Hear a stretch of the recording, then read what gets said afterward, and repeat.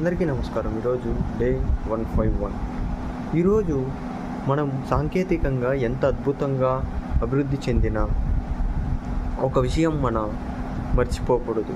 ప్రపంచంలో మొట్టమొదటిగా plastic surgery ఎవరు చేశారు అన్నది.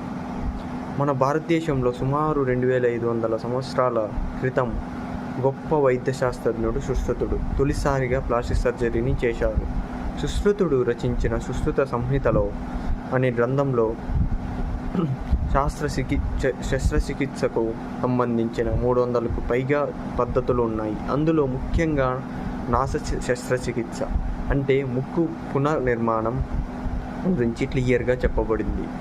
ఆ రోజుల్లో యుద్ధాల్లో గాయపడిన యోధులు ముక్కులు చెవులు వచ్చిపోవడం వంటి పరిస్థితులుంటే సుశ్రుతుడు ప్రత్యేకమైన సర్జరీలు చేసి తిరిగి వాటిని పునర్నిర్మించి వివరించాడు.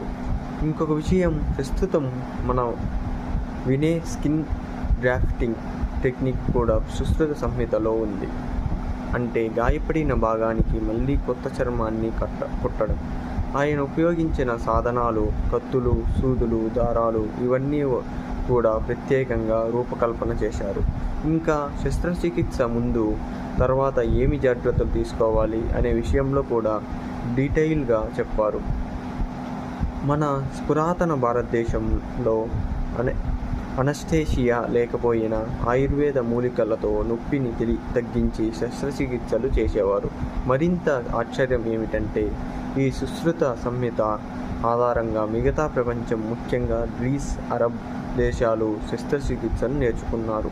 నేటికి ప్రపంచంలో ఫాదర్ ఆఫ్ సర్జరీగా గుర్తింపు పొందిన వ్యక్తి మన సుశ్రుత మహర్షి. మన పూర్వీకులు ఎంత సైంటిఫిక్ మైండ్తో జీవించారో చూశారా? ఈ గొప్ప విషయాలు మనం నేర్చుకొని గర్వపడాలి.